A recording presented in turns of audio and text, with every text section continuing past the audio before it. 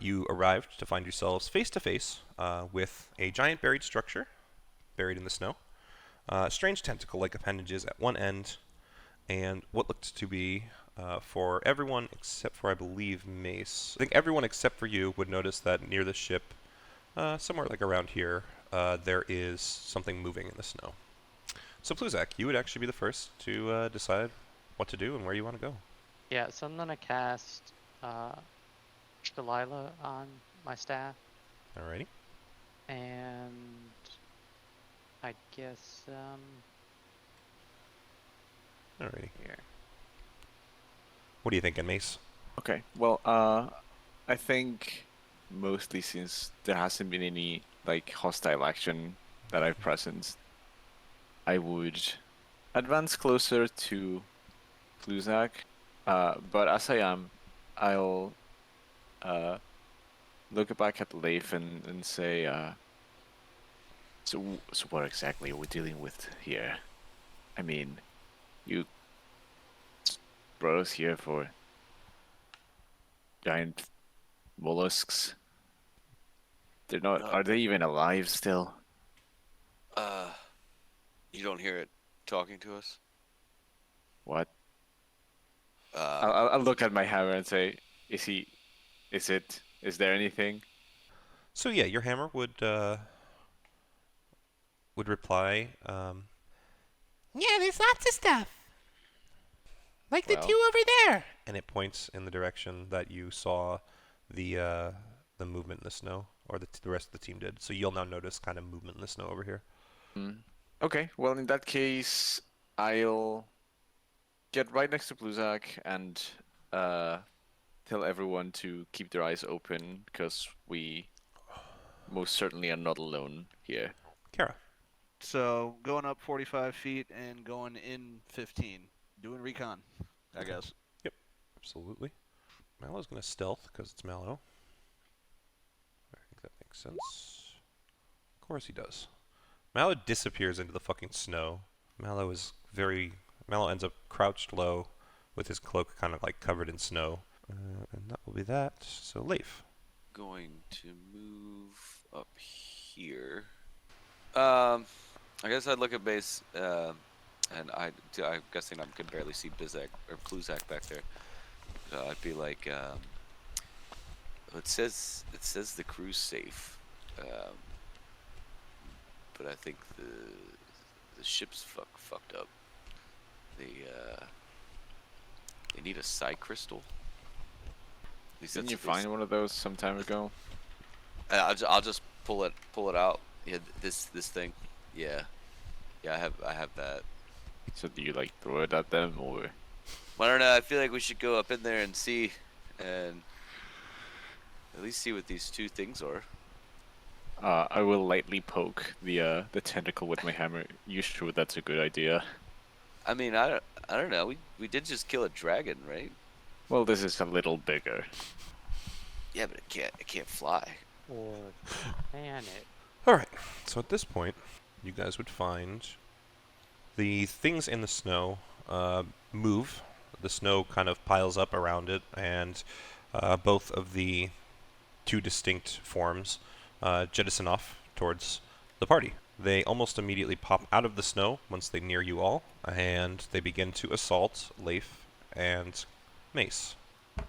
So Mace, you have a tentacle come flying at you as this thing pounces out of the snow, and you deflect it off to the side with your shield in a way that shifts the creature's momentum, and it kind of lunges at you after the tentacle with these sharp teeth in its mouth, but because you shifted its momentum, it gets pushed off to the side and kind of hits the snow, and it's not on like prone or anything, but you manage to deflect its two attacks with relative ease. And then for you, Leif, you end up having the first tentacle that comes at you, much like what happened to Mace, slap you across the chest. It does 6 damage to you, and I'm going to need you to do a Constitution saving throw. So you succeed. Congratulations, you are not poisoned. So with that, that's those things' turns out of the way, and we are back to the top of the turn order with Pluzak.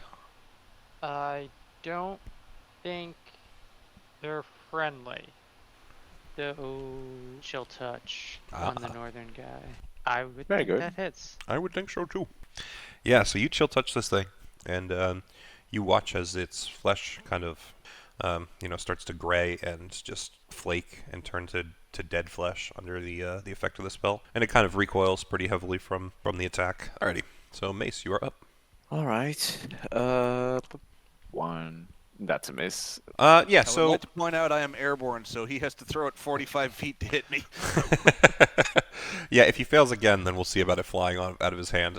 Currently, what happened is you whiffed into the snow, so no, nothing too detrimental. Oh God. Oh yeah, hey, so about that whole thing, Bizak, The entity behind the hammer is unleashed. He'll I devour need us all. you, Bizak, to choose athletics or acrobatics and make a roll. Oh, Ooh, wow. beautiful. Okay, Very so nice. what happens No is modifiers, Mace, too. Nice. you slam your hammer into the snow, trying to hit this thing, and in a bit of a flush between fury at missing and a bit of embarrassment, you bring your hammer back in the other direction, trying to hit it in the just swinging basically the reverse direction, and you're going so fast, like you're not focusing on the second swing at all, that the hammer just slips from your grip from the snow that has made its way onto your hand and the handle.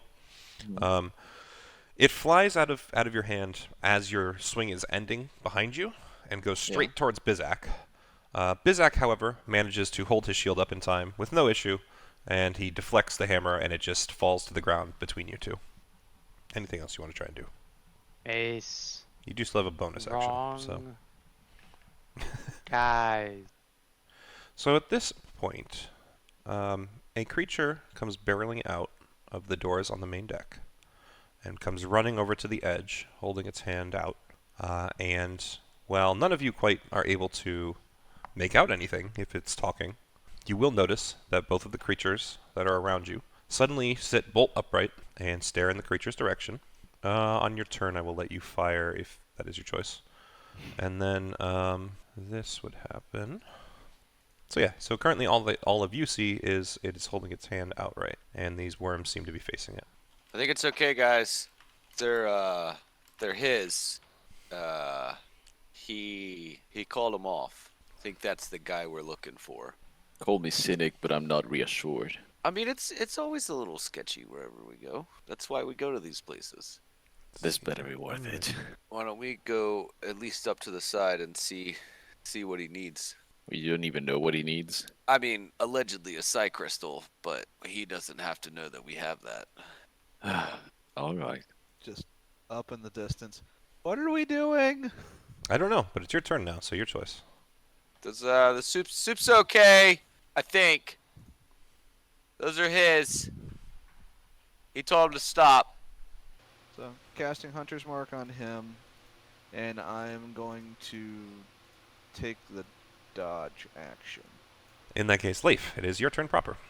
Go up here, and then I'm gonna talk to this guy. Are you the only one that is here? You would be asked telepathically if you speak Gnomish or Undercommon before he continues. I would tell him no. Yeah, so he would just continue to speak to you telepathically. How many of you? I guess, yeah. I'm gonna look back at the group and just tell them it's just him and his partner, and I guess some squidlings and a flesh golem. A fucking what? I don't know, but it doesn't sound good. The flesh golem's name is Bork. He said that he's good people. I turn back. I'll ask this guy, what do you need from us? What do you like? How can we help? So he takes and holds up a little black box, and it is, I believe, making a little like a noise and kind of lighting up. And he kind of points to the box, and then he points to you, and he simply states, What do you need it for? How did you guys get here? How did you crash here? He said they're from the stars. They need a crystal to go back. That box that I have the crystal. This is your show at this point. The I'm stars. just gonna hold my thumbs up and like a real weird smile. It's like, okay. Yara, you're also descended from the heavens. Can you bother or intervene? Does He does said it that have a name? Vork, the flesh golem. The guy you're talking to is Bork, the flesh golem? No, but they have a flesh golem. Hang on. And then I just What's your name, guy? just look at it like, what's your name? He said that they came here to study these creatures. Maybe they want to read your book, Bluzak. What book? Oh, He's not a published author yet.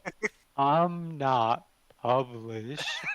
oh, I'm gonna butcher that. But that's fine. It will be good. Good. His name's Trade Devax. His partner's name is Vorin, with a V. I guess they came to study creatures, and there was a big snowstorm, and it blew them into the mountainside. From the stratosphere. Stress what? Wait, I'm not gonna say that out loud. Yeah, That was all him still talking to you, Leif. That was be the that was not a part. character Yeah. note. That was him No, still talking to you. I know, yeah, but I didn't want to say that out loud. Oh, gotcha. That's Okay. Stupid, All right. stupid in front of my friend.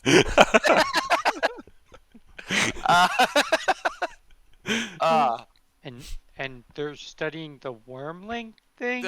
They're studying the creatures of this land. I can share. I feel like Pluzak's just kind of like holding his compare notebook notes. out at this point. Right. Yeah, that book. Yeah. They probably want to read that. I mean, it seems like we're giving them a lot without getting anything in return. Yeah, believe it or not, we're still mercenaries. Good point. Good point. I like this. Where you you give me good tips while I negotiate. He said that he has rewards. Yes, kids, just get into my band. What kind of rewards? My white snow-covered tentacle. And man. he, as he says that to you, Leif, he actually takes off of his hip some sort of strange L-shaped device. Let me just send Yeah, this to you guys quick. I'm staying airborne until otherwise. Yep, no problem. He would hold something that Grow back? looks like that out, and he would tell you, he's willing to trade that for the side crystal. What does that do? He would answer like this. It's a ray gun. It's gonna disintegrate Oral. I mean, This is how we win this war. through superior firepower. One way to beat ice, scorch earth. You can't just tell me what it does? He's like, where's the fun in that? I didn't call you here to tell you what to do. He speaks undercommon. You don't say. And Yeah. how does a creature from the heavens end up speaking undercommon? I'll say an undercommon. Oh, you would actually see it perk up as you do, and it would kind of walk over towards you, and Why is something like you doing speaking undercommon? I don't understand your accent. Yes, because it's hard to actuate your vocal cords. Look, we are not exactly looking for trouble, and if you're really in need, we'll help. But I'd like to know how you contacted him in the first place, as I pointed to Leif. This is And how what is it that you the require from us? system of telepathic distress. He can hear it. Right. I guess that's something to look into later. Randolpha what do you or require? Starter? His side crystal. Yes, well, and this crystal, what will it do for you? Repower the ship. It'll fix their ships. Just giving base like a thumbs up. I will tell you this, Mace, not Mace, Leif, since he knows that you cannot speak either of the languages he can, he is also speaking telepathically to you everything that he is saying specifically. You might not be able to understand Mace, but you at least have half of the conversation. Okay. Because you currently are he's very interested in you. He's trying to make sure you're involved. Okay. Before we proceed, I'd like to know that we are able to trust whoever we're working with right now. Tell us about your mission here. I understand you were scientists. Yes, we were here to study the local flora and fauna, yes. The snow took us down. Must have been flying pretty low for that to happen. We were Why are you- studying.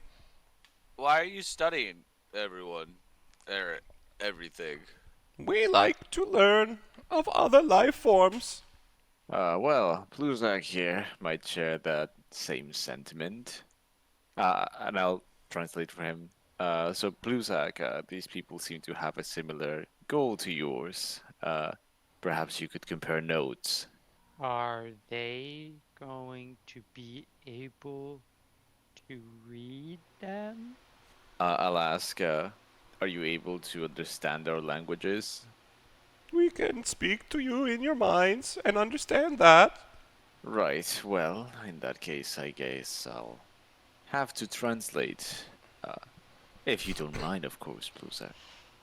You could see Pluzak look a little worried when you say that to him. Surely anything you've written in there must be useful. Yeah, it's useful. And see, these people are in dire need of help. I think it's important for us to gain allies wherever we can. So, cough it up. Can't they communicate with me somehow? So you would They're hear its from voice in your head, Or Bizak, stars. as it just kind of looks over at you and it says, Why does the big one keep looking at you? Do you have something of importance? This is telepathic, yeah? yes to him. Okay. I'm gonna like look around, and then look at the worm guys, and then to this other dude, and I'm gonna say out loud because I don't understand what's happening. I'm a researcher, and I'll say it. Me in- too. Oh, okay. And actually, as he says that, he turns around and he like waves his hand, and you would see a thing come thundering out the doors, and comes and like stands next to him, and it looks to be, Orc. yeah, it looks to be some sort of a amalgamation of human body parts, all amassed together into a single moving corpse. Fascinating. Did you make that? Yes. He is Bork. We This like is Bork. And he like slaps Bork on the ass. You can tell that it's not supposed to be like anything sexual. It's just that's as tall as this thing is. He's like his head is like a little above Bork's waist. I will share notes with you if you share your notes with me. Oh, gladly, as long as we get the Psi crystal. Psi crystal. Who's got a crystal? He points at Leif. Leif. They would like the Psi crystal if they haven't asked for it already. Yeah. I just want to know what they're gonna do with it. Oh, I can Well. show you. It says to you. It's kind of starting to telepathically just touch all of your minds at this point, realizing that conversations are occurring. So, hearing you say that, Leif, it will just kind of wave its hand to direct all of you onto the deck of the ship, and it and Bork will just start walking over here. Mallow will come catch up. He like dusts a whole bunch of snow off, but only once he's on the deck of the ship. Like he leaves it all on him specifically for the moment of cleaning himself right here. Leaves a nice pile of snow. And the creature that you guys have been conversing with actually didn't notice Mallow until now. And so as he sees Mallow do this, his eyebrows kind of furrow a little, but otherwise it seems to accept it. And at this point, it kind of directs you towards this door. So while you're on the deck, this deck is about 5 feet above the valley floor and covered with fresh snow. Aside from just the pile of mallow added. Mounted to the deck, you would have noticed that the ballista out there was covered in ice. And then this door is made of chitin and iron, and it's tucked under the 2 higher decks that you've seen from a distance. And as you go to use it, basically this creature like throws his body against it and is trying very hard to push on the door. And it doesn't seem to be budging very much. So does anyone want to help it? Yeah, is this ability check here? Or is there just aiding? You can choose to just aid him if you want, or you can just leave him to see what he does. I'm going to cast guidance on him. Oh, okay. So he gets a d4 added to his ability check. Yep. Of his choice. Okay. So he will continue to push on the door as hard as he can. And let's see. It's not quite enough to assist him in opening the door, but he quickly, Bork quickly reaches over and just kind of slams his hand on the door and it opens. And you see that the smaller one that you've been talking to, he looks a little defeated, as if he kind of wanted to open the door himself, but otherwise he sends Bork through and he just kind of stands inside and he runs in himself. And he waves his hand for you guys to follow him. So you would enter this room, and you would notice that attached to the walls in this chamber are 3 sets of chains and manacles designed to hold large creatures. A staircase rises to the next deck amid crates and barrels and broken bits of equipment. And moving among this stuff, the Detrius here, is 3 creatures. They are small, repulsive purple things that float above the ground, and you'd be seeing them kind of peeking around the crates and things, and when they go to move, kind of changing spots so that they can make sure that they can always see you, you would notice that they kind of pull themselves around using these oversized tentacles that are growing out of their face, and Bork is just standing off to the side like a good boy. Could I gauge what type of vibe, I guess, I get from this person? Like, could I maybe make a judgment of character here? Absolutely, yeah. You could do like an insight check on him. But insight's not my forte, but Well, it's still a Hey. crit. So you would say that he seems panicked and incredibly honest and truthful. It basically seems like he's trying to appease you Let's get guys this done as because quickly as he possible, he because- needs this crystal for one reason or another. Whether or not you believe that, you personally would believe that it is he needs it to help himself do exactly what he said, but what even- the end even goal if- is yeah. unclear. right. But yeah, you would believe for the most part he's been pretty truthful. As you approach them, Okay. Kara, these things would kind of like scatter to the other side of the ship. They try and kind of. Oh, I thought you said those were chains. Oh, I didn't realize those were little squid. Those were the Yes, squidlings. those Yeah, squid people. the chains kind of are lining the walls. Oh, They're well, not really I was marked in going the- over to examine the chains, Yeah, that's fine. You can still do that. If you want to roll an investigation check. and as I do this, what sort of creatures were held in these? Investigation. Nothing yet. We planned to hold things if we were to find them.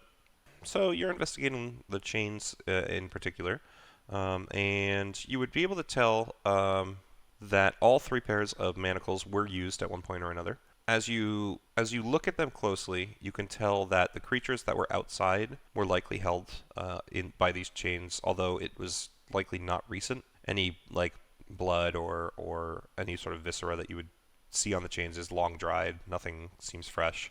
But you would definitely notice like little flakes of, like chitin from them and stuff kind of stuck in the chains that makes it very clear that it came from the creatures outside since you've seen them. The third set is definitely, it has been used. And you would judge that it was used probably a little more recently than, well, actually it's been about the same amount of time as the other 2. However, these chains look like whatever was within them was much more of a struggler. They're much more beat up. There's more scarring and kind of like bite marks and claw marks and things along the length of the chain.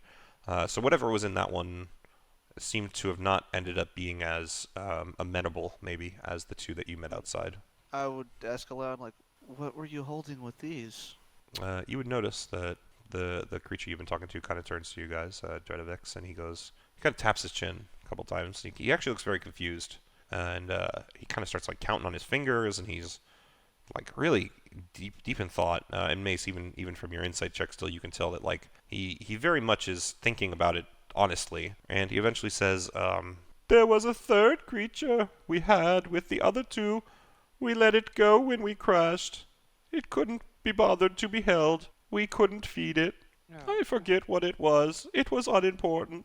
Gonna make a mental note here that there's a loose creature in the wild.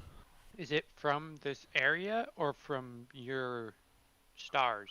It was from this planet. What did it look like? Okay, that's a good question. So, he taps his chin again. It has a chin. Yeah, as close to it as you could assume. It strokes its tentacles. Yeah, basically. And Mr. Miyagi it, style. it thinks back Yes. and it says, Big mouth. Likes to go underground. Mace would have no idea, but I think I have an approximation. How is Can I that? roll history or insight or anything of any kind? you can, to but try it's a and disadvantage. identify? You don't have memories. No, but I was trained by hunters for a while. They would have taught me about wildlife. Sure, I'll sure. still roll it. wildlife. I'll still roll it at disadvantage, but They wouldn't have taught you about this wildlife, that's for sure. But go ahead, give it a roll. Let's see what you Okay. can manage. what would you want me to roll? Either history or animal handling. We'll do it whichever you prefer. I don't mind giving you a chance. Just And Yeah. it was a disadvantage, so it's a 9. yeah. Otherwise, that would've Yeah. been You definitely can't think of anything that you would have heard of that fits that description. You've heard of plenty of large creatures like moose and stuff that are in the area, but nothing that would have a big mouth great. Okay. or go underground. Like to be underground. So, yeah, that's about it. But yeah, so as you guys are searching, Jedovix does kind of wave you all and say, If you want to know, we go upstairs. and he continues up the stairs. I'll follow. Yeah, I guess I'll go up there. So I'm you gonna guys ask should be able to Bork- see it Bork now. if he's coming. He does not respond to you. I'm gonna ask Bork with the crystal if he's coming. He would reply with a very curt no. Told stay. So as you enter this room, Bizak and looks like basically all of you actually. So Mallow would also be following, although he's kind of looking very much like he wants to hit something. This middle deck has an open cowl. Mounted to the deck is a forward-facing ballista. This one does not seem to be covered in ice and is actually somewhat functional, you would guess. The walls here are lined with ballista bolts waiting to be used. There's also one currently in the ballista itself, although it is not currently charged, like it's not ready to fire. That's about all you see in the room currently, unless anyone wants to look further. Oh, sure. I'll roll investigation or perception to see if I can spot anything. Sure, go If for I it. see anything, I'll point it out to others. Yep, go for it. 17. Yep. So you look around, and it looks like it's pretty much just a room designed to function around the ballista. If anything, you would guess that either up the stairs or through the door are the more important sections of the ship. And with that, Jedovix would actually point you to said back door here. Go towards it, and this door is a little different from the last one that you guys saw. It's much more fleshy. It's almost like a orifice that opens as Jedovix approaches it and lets him through, and he kind of like keeps a hand on its edge as he waves you guys in to follow him into the next room. So he leads you in here, and you guys would see that crystals protrude from the chitinous ceiling of this oddly shaped room. Some of the crystals are lit, and others are flickering or burned out. And plates of chitin have been pried loose from the walls in certain places, exposing cavities filled with tangle masses of black tubes. And scattered across the floor are just massive amounts of unusual-looking tools. Nothing that any of you would recognize for sure. Jedovix would basically point to the state of disassembly, and he would kind of just tell you all, generally through telepathy, you know, I've been trying to do what I can to keep us alive, but we need more power, a new power source. And that's what the crystal is? Yes. It will get us running again. Everything will be fixed. And then what? You're gonna keep studying creatures here? No, we will return to space. We will go and get our ship fixed. Then we will. Probably. Well, seeing as this is currently not our biggest concern, and as you seem mostly harmless, I am not opposed to helping, as I look to the rest of the group. Well, Where's they're your- not- Where's your partner? Upstairs. In the cockpit. May we meet him? If you wish, yes. Can I get the psi crystal? You may go up after. Why can't we meet him first? Because I wish us to survive. He's telling the truth, I can tell you that much. but well, it's your call. You found it. He wants to give us a device that shoots like a bow and arrow. That's what that thing he wants to trade for. Shoots Listen, needles. we can get something out of it, all the better. But How many you brought us uses? here. How So many uses does that have? 30. What does it do to the creature you shoot with it? Hurts. It burns them. Well, that sounds rather vicious. you think impaling them is better? I didn't say bad, I said vicious. I don't think my point is any different with that statement. I'm not opposed to it if that's what you think I'm implying. Then take out my notebook. Begin writing.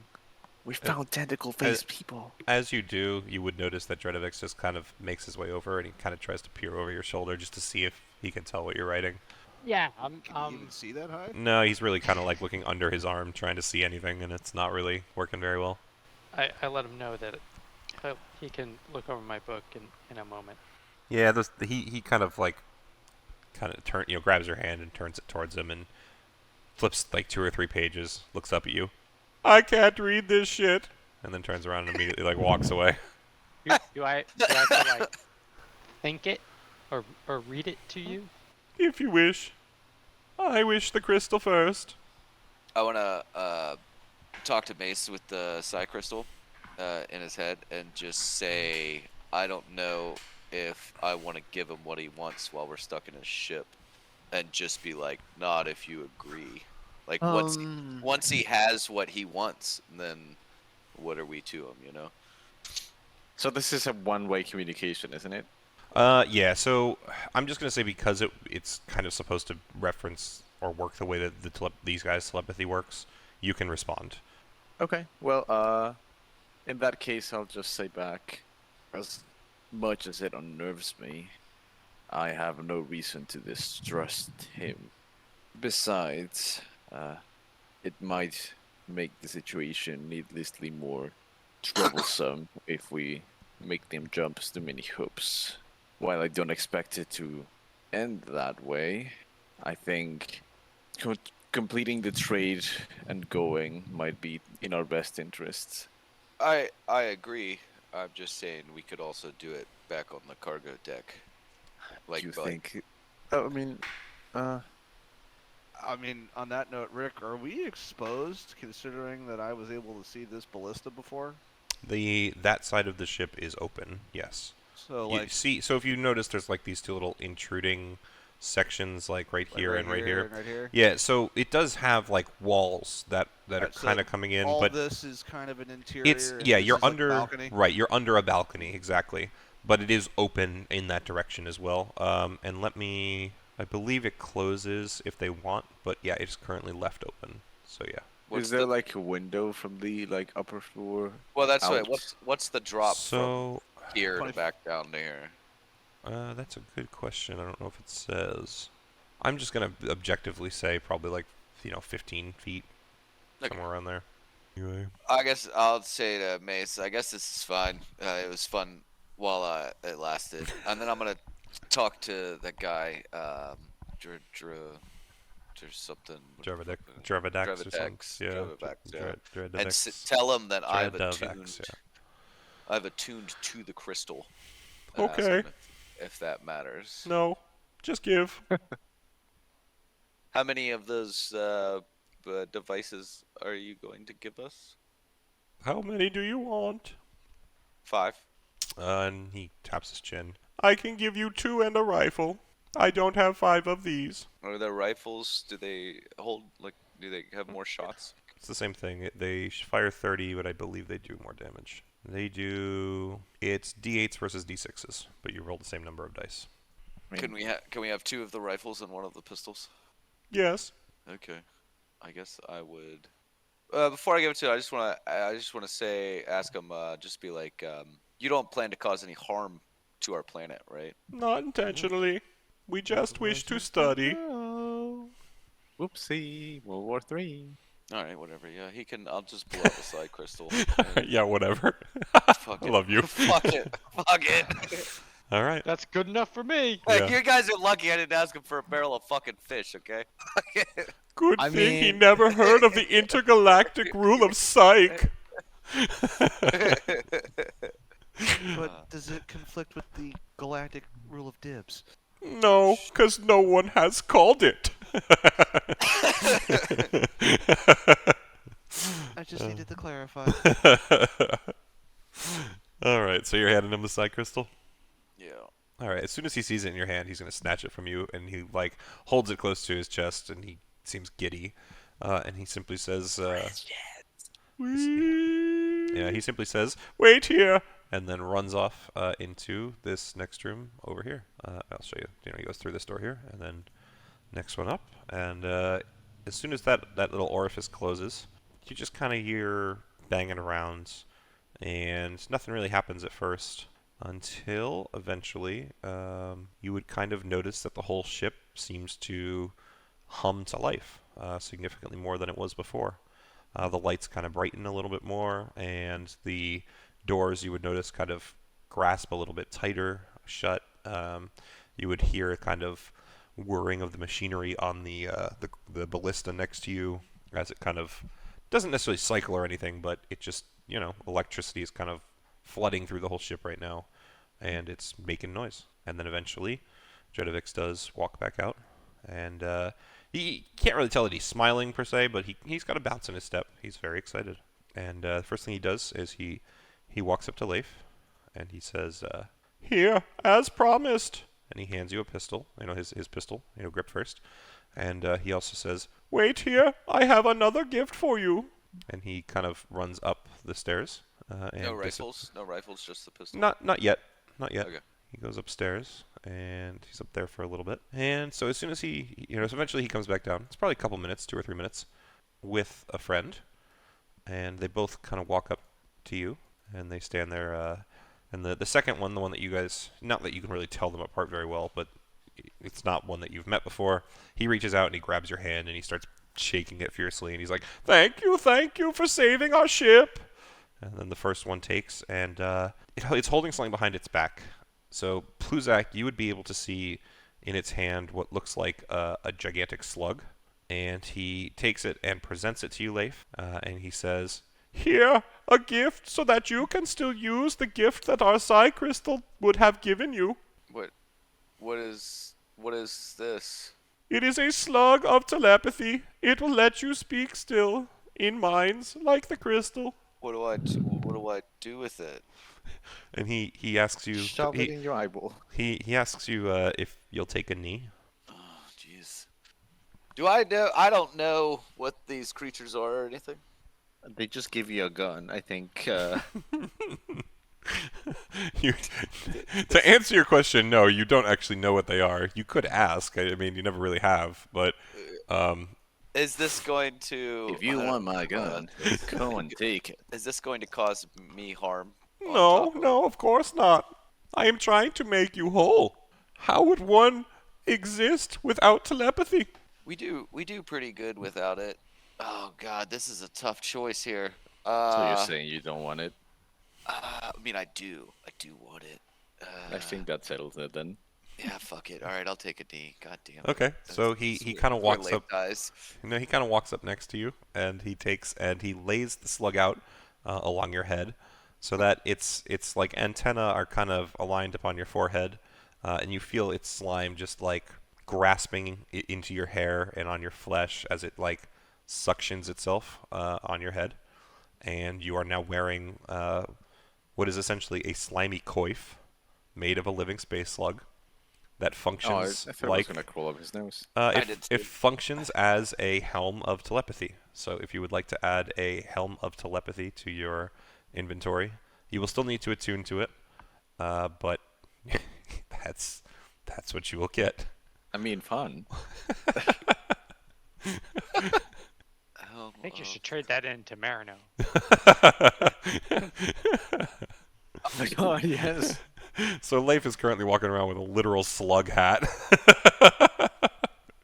That's wonderful. At least he doesn't need any hair gel anymore. Yeah, true. So at this point, the two creatures they're nodding and very happy at you accepting their gift, and they start to wave you, all the whole party back downstairs, and they proceed down the stairs and back to the cargo deck. I'm gonna follow because I want notes Yep. from whatever they've been researching. Absolutely. Okay, are you asking them for that specifically? Yes. Okay, so you ask for that, and Dredadex looks over at the other one, whose name I have to look up again. Vilron with a V. Vorin or something? Foreign with a V. Yeah. Vorin, yeah, Vorin with a V. Yeah, You have to Vorin. stress the V. Apparently.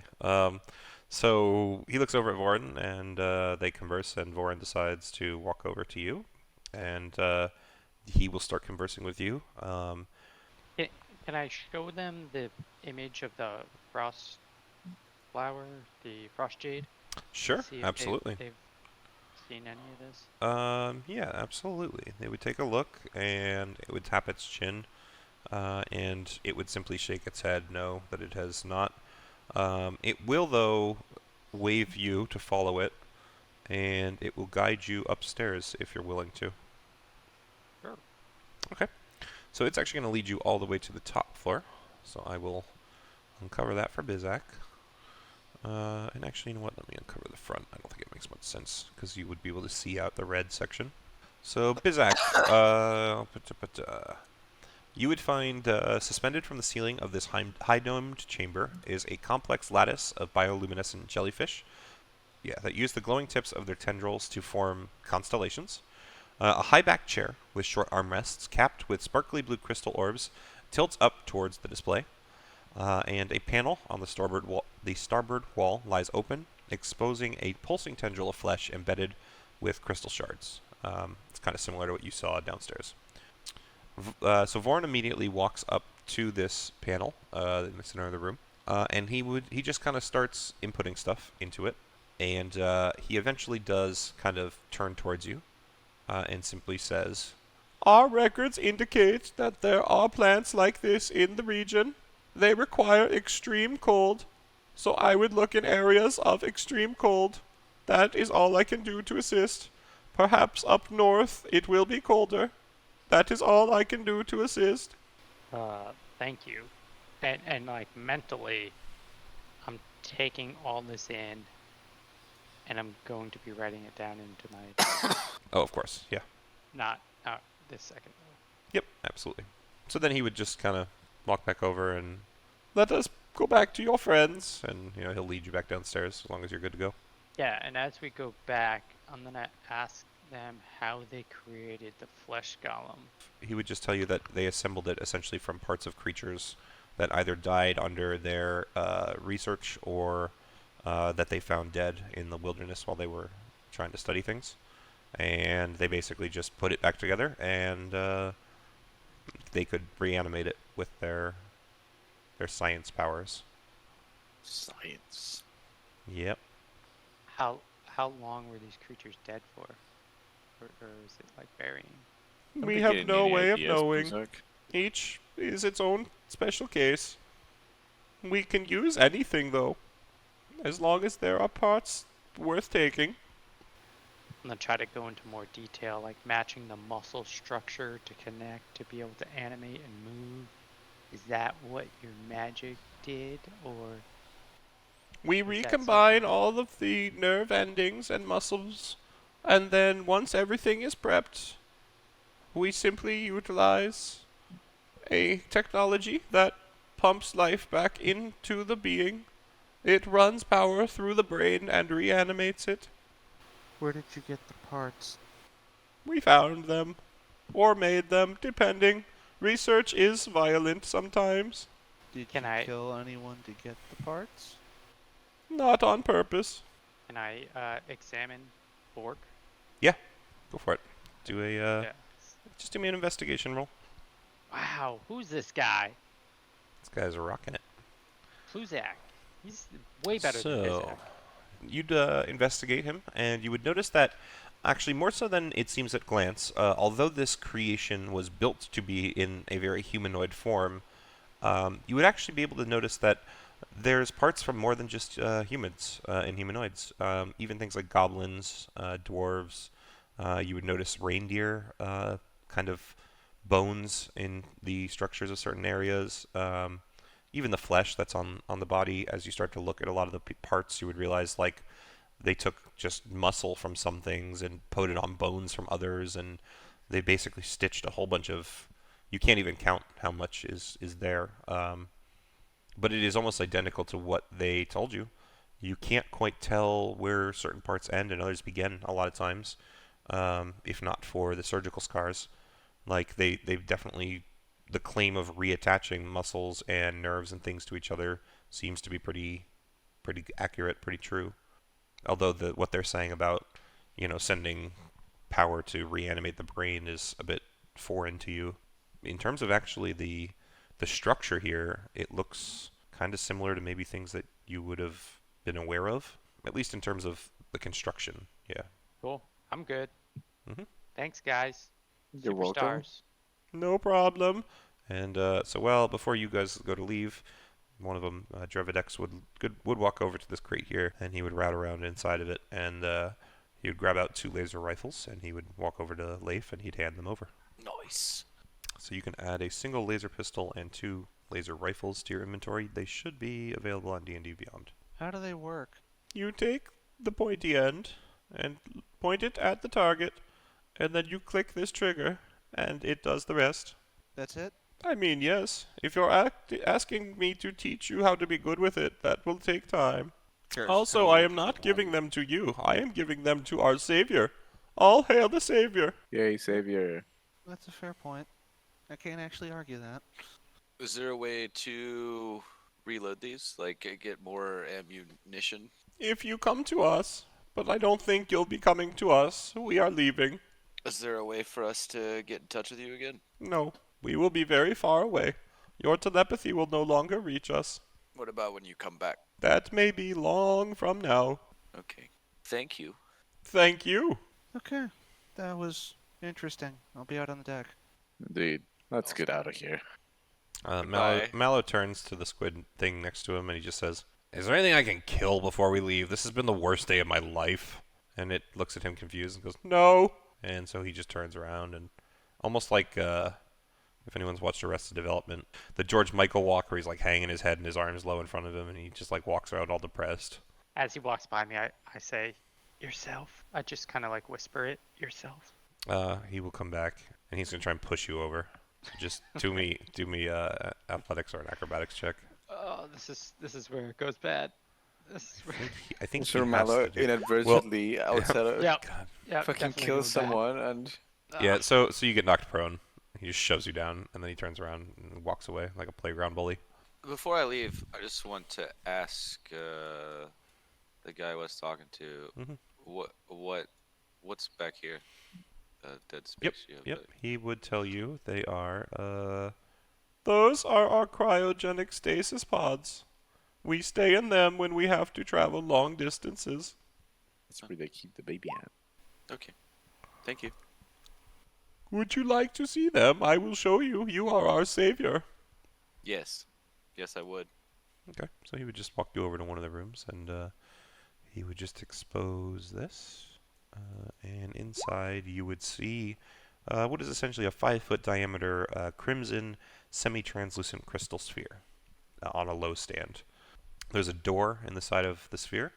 You don't know how it opens. It doesn't seem to have a handle, but you could definitely tell this thing could contain something the size of either of these creatures or any of the little squidlings that are running around. Bork probably wouldn't fit, but Okay. Thanks again. Thank you again. We can finally go home. Yes, and thank you for my slug. You're welcome. It looks good on you. Brings out the color of your eyes. I am very beautiful, thank you. Yes, you are. and it they basically follow you guys out, and they just kind of wave you off as you go to leave. Are they leaving their pets behind? No, I mean, so the ship has not. It's powered up, but it's not like it's moving just yet. So If you want to stay and watch them leave, you could see what happens. But currently the pets are just chilling. Kara Okay. gets some poop. Okay. Just wiping it off on the snow as she goes. Like, So I just want to ask you, y'all are just kind of walking away at this point. You're all pretty much done here. I think so. Yes. Okay, perfect. So as you guys go to walk away, Oh god. oh no, this is where the dragon was. No, I wasn't. that is true. It is the same map as the dragon, but that's just reuse because of data limits. Okay.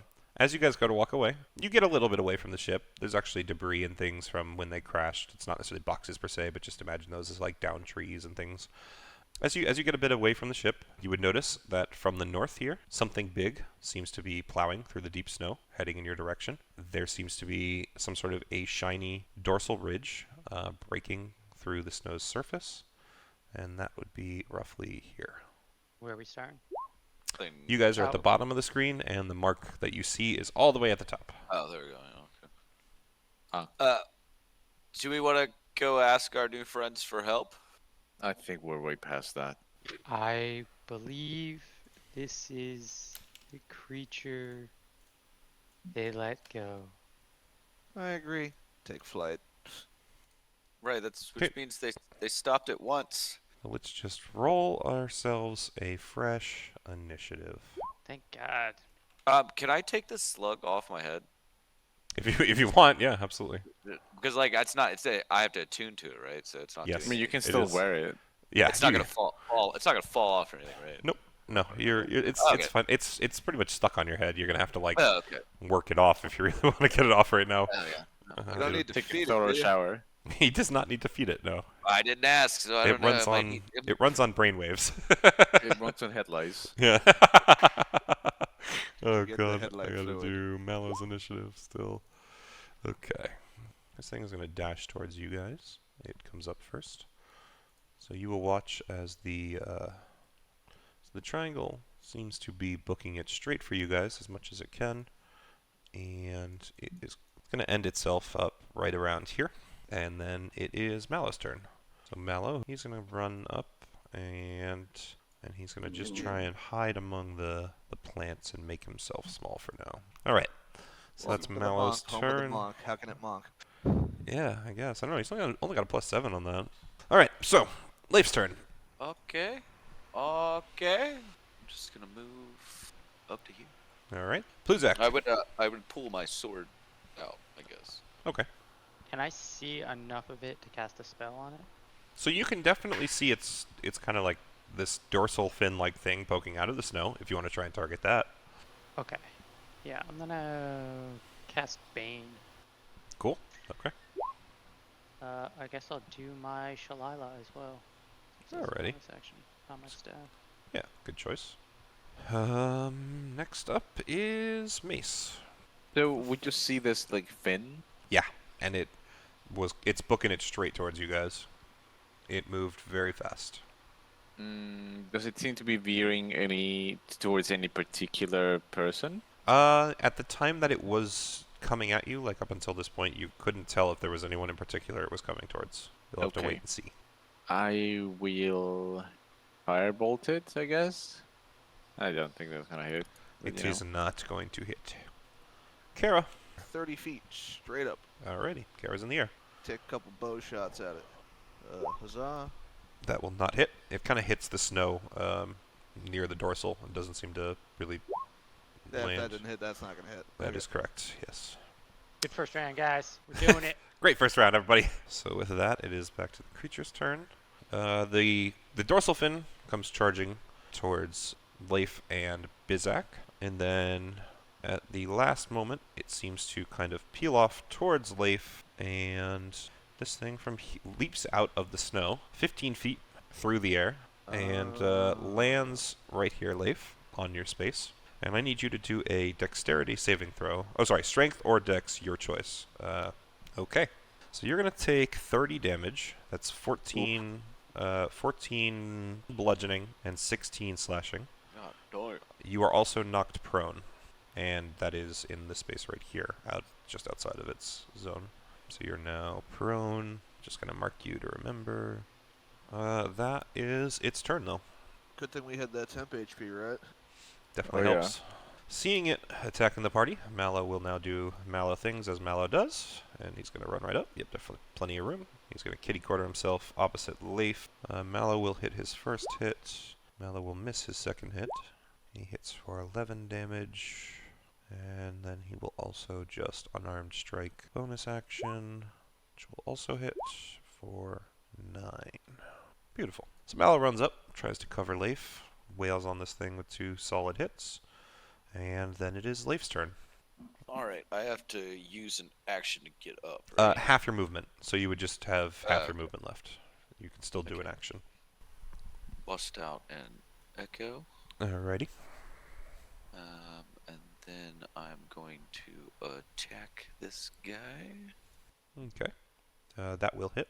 12 damage. Nice hit. He can have another one. That will not hit. Miss him. It's more like it hits him, but it doesn't seem to bite into its rocky flesh. And then I'll look at the party and just be like, the soup's bad! As it always is. Alrighty. Pluzak is up. Already? Jesus. Then I'll cast Bane again. Alrighty. Go for it. So it's a minus d4 on anything it does, right? On any attacks or saving throws, yes. Yeah, cool. Okay. So, Mace, you're up. Just move over to here. And for the rest, I guess. So yeah, I'll just hit it twice. I'll try to. Yep. See what I miss. Okay. And then, oh my god, okay. You're having trouble tonight. You have inherited the curse! I'm not going to Indeed. make you roll anything on the fail at this point. 3 failed rolls. You've already had your pain just in having to suffer through that. On it, like 2 in a row though, that's like... Bullshit. That's ridiculous, yeah. No, he's good. But yeah, The I mean, suffering no bonus is actions, anything, the so. suffering is just knowing that he's had the pain of dealing with those rolls. Okay, Cameron. literally the number 1 man who knows the feel of that pain. Kara's up. Okay. I'm gonna fly a little closer and try to rain more pain from above. Let's do it. Roll me a d6. You got it. Yikes. All right, roll me short bow damage. Leif, you take 5 piercing damage as an arrow pierces into your shoulder. No! Like Leif, actual Leif Leif. too, not Echo Leif.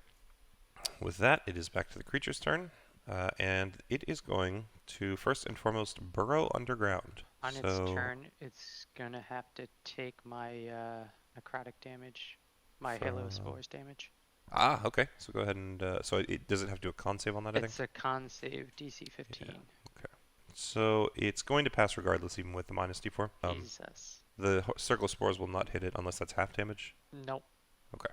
No It is damage. going to burrow underground though, so that means it's not disengaging or anything. So Mallow, Leif, or Mace, any of you that want to do an opportunity attack, have the potential to. 15. A 15 will not hit it. Mallow is going to try as well. He rolled a 19. I'm on GM by accident. He will hit it with 9 more bludgeoning. Well, actually, okay. Mace, do you want to do an opportunity attack? Yep. Okay, go ahead and roll it. Oh, that's should There hit. it is. That hits. Yep, just 9. Nice. Yeah, just 9. Okay. I think though I will smite. Go ahead. So let's add that in. Okay, so an extra 7. Beautiful. So yeah, it roars as it digs itself underground, seeming to almost consume the dirt and leaving a massive hole behind. It goes up to here. So it goes up to here, and then it reemerges from the ground, leaping once more into the air and trying to crash itself down upon Leif and Mallow. So Leif, your Echo needs to do a Strength or a Dex saving throw, your choice, and so does Mallow. Okay, so both of them save. So both get moved out just 5 feet outside the range, and you will take half damage, I believe, and are not knocked prone. So half damage is low rolls there. That's good. 23, half of 23, we'll call 11. So 11 damage to your Echo. So your Echo is poofed, and 11 damage to Mallow. But that will be its turn. This thing's playing reverse whack-a-mole with us. Yeah. I mean, it's kind of an area of effect attack, so it's a better choice than just trying to bite one of you once. It is Mallow's turn. Mallow's going to return the favor as much as he can. That'll hit. That one will not. Unarmed will also not hit. Okay. Next up is Leif. Okay. 25. Yep, that'll hit. 9 damage. Okay. We are going to reroll that damage for 13. Alrighty. Take another. 15. That will not hit, no. Okay. Alrighty. Pluzak. We're gonna do Hold the Dead. So Wisdom save. DC 15 Wisdom save minus D4. It passes the wisdom save. Even with the minus D4, it has to pass. It's another 20. It keeps it. The only crits it's gotten so far is saves on your spells. But Hey man, that's cool. well, Waste yeah. them on that. Waste them. Especially Don't on cantrips, take the puny right? 6 damage. Yeah, right? well, it would be a D12. Well, actually, you're right. It's only a 6 roll. For some reason, I thought you were going to roll higher on that. 2D12, No, 2D12, and it's yeah. you, so. Alrighty. Yeah, sorry. We're good. Let's see if Mace can do some damage. Do some more damage. Go ahead, big robot boy. Well, I mean, I'm gonna move here Yep. and I think this echo is gone now, just so you know. Ah. Or actually, did you Good to resummon know. it, Leif? Yes, I did. Okay, that's why. Totally missed it. So it is there. You're good. okay. Well, I mean, Okay. either way, you still have the benefit of that. Oh yeah, I don't know if I that just actually was. works. It technically large doesn't, creature. but yeah, I think Okay, technically it's supposed I to be just straight wasn't across. sure, It doesn't you know? matter. It's the echo's there. He's good either way. So. But yeah, I mean, I'm just gonna do my thing. And Yep. Jesus. Okay, what did you do in the fucking code of your character sheet that you only roll ones? My I don't lord, even dude. know. That's but that's he. Yeah. Roll me a Ace, you D4. have- You have.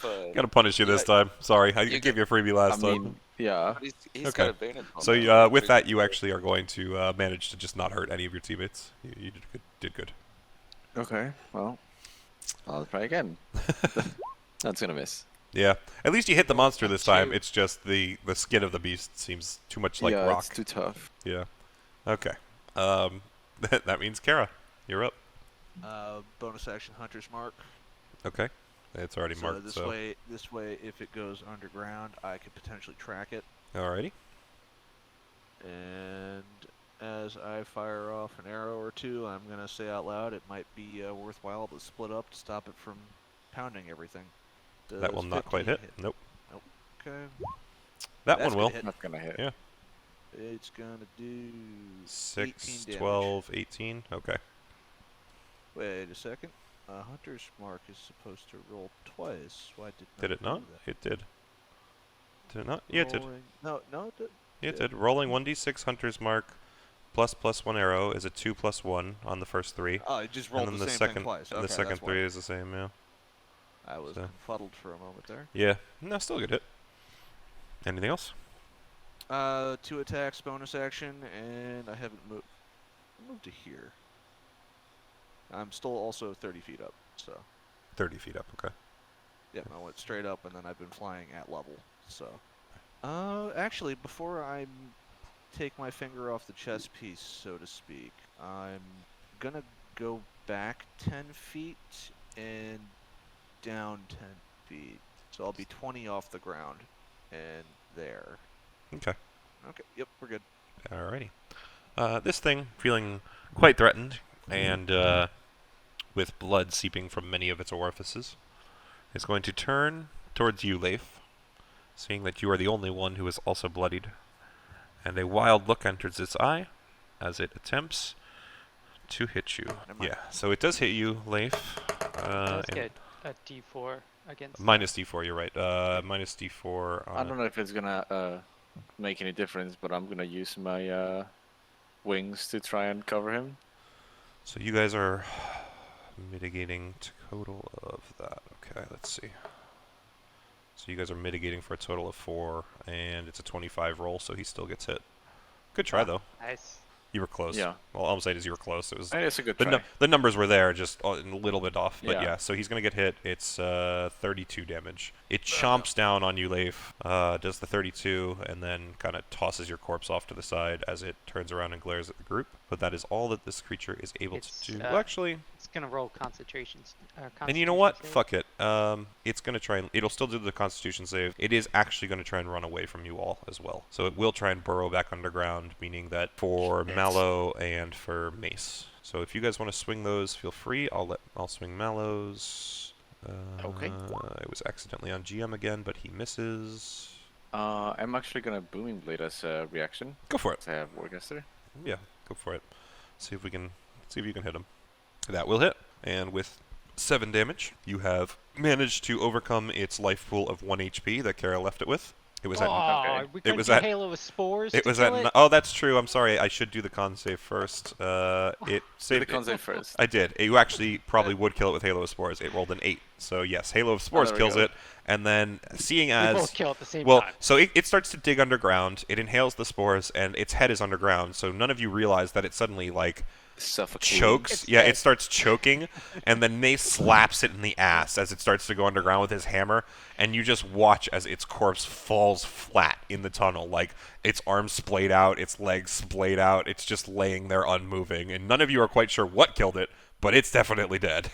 You see mold immediately start to grow over. Yeah. It's like that. you, like that you guys that can't see ash it yet. that's sticking out of a wall, and everyone's like, "Why is Yeah, this here?" you guys can't see it yet, but currently in its mouth is just like rapidly It's fine. growing mushrooms that are just filling its throat. Nice. But yeah, that's absolutely fair. Both of those attacks hit it, and that is more than enough to finish this creature off. Yay. Okay, so with that, let us take a little bit of a step back. At this So- point, you guys are out of combat. Yeah. You have finished that up. So well done on that front. Very well done. So with that, you guys would kind of find yourselves, looking back towards the ship, and for the most part, the two creatures were watching the fight, and they were, kind of actually, pretty. They seem pretty enthralled watching you guys battle. Write that down. Yeah, for the most part, you would see that they are taking notes and they're very interested. But once the creature is dead, they seem to lose interest, and both of them just turn around and they head back inside. And they're actually going to just proceed up the stairs, not that you guys would know that, and they're going to get ready to leave. The worms as well would kind of look over at you guys while the two were on deck, and then as soon as they leave, they as well seem to scuttle up onto the deck and worm their way in through the doors. They totally used this as bait for that thing so they could watch us fight it. Yeah, well, we got something out of it. I'm not completely against it. It beats basic hunting. Kara's gonna look at the corpse and be like, "Is this even edible?" Everything's edible if you have a strong enough jaw. Here, Okay, but all of us aren't you. here's the corpse for you, just so that you can play with it as you please. I'm gonna roll survival and see if I could, make rations out of it. Sure, go ahead. I'm supposed Absolutely. to have Yeah. +3 to that. So Oh, I'll- even better. We'll say that you can make a solid. Roll me a d6. You get a d6 of rations out of it. D6 plus 2, because it's so a we big get thing. 7 rations out Yeah, of that. absolutely. It's a big creature. You should definitely be able to get a good number, unless you fuck up the cuts, which you didn't. You most certainly didn't. Kara could feed a small village. You guys don't need the cauldron anymore. Kara can feed a small village anyway. I mean, Yeah. a good chunk of that's for the sled dogs. So What cauldron? Yeah, right. That thing's gone in the wind. Blizak has no clue what the fuck you're talking about. All right, perfect. Okay, so we are Our going to previous take a companion small ran off break with it. there for the most part. Moment of silence for Ravenous. Yeah, really. I'm going to put you guys back on the map, and we're going to show you that. So you guys are currently over at Leif's people. So that means that you're going to be traveling quite a fair distance. The reason I'm doing this now, so let's see. Yeah, so I'm assuming you guys still want to head to the Knolls next. Do you want to do anything else in the meantime? Like you could choose to head back to the cities, of course, should you, or the 10 towns. Well, I'm looking at the way the rivers are, and I'm thinking that the wisest course of action would be to travel along this, so that we don't have to go over water with the sleds. Because we kind of know the route between the 15 and 30-foot mark. We've traveled through it twice already. Okay, that's totally fine. So let's be, I'll throw this out of the group. I'll let you guys argue if you really believe it's not. But I would call that roughly about 22 miles based on the key in the corner. What do you guys think? Seem about I fair? assume so. Seems Okay. about right, yeah. Okay, so with the dog sled, and this is something I want to make a valid, I want to make point of it now so that we can make sure we're all on the same page. You guys are able to travel through the kind of snowy tundras at about 1 mile per hour. So in order to travel the 22 miles to the null zone, it will take you 22 hours. We're going to So say 2 that days worth it's of travel. yeah, we're going to say that it took you about 2 hours just to solve the problems here and do all the fighting and everything. So currently it's about 8 a.m. on day 20. So we're saying So- 22 miles to get there? Yeah, 22 miles, so it will take you roughly 22 hours. So at some point there, you guys will probably want to stop for a long rest because otherwise you will end up with exhaustion by the time you reach it there. So just sorry. The reason I say that, frame of reference again, from East Haven to this location was 14 hours. So you would be traveling No, another, that- 22 on that, top of the 16 technically of what's happened. So again, it's just you pass the wasn't day to there. debate what you said. That Yeah, was just me it was just thinking out to loud. reasoning. That's why you have the exhaustion is you would technically be passing the full day and all that. So that's all I'm saying. I say we try to get to here and make our rest in tree cover. Okay. We don't want to take rest with Grand Alpha. Also a valid No. question. I mean, maybe. Would we even be welcome back at this point?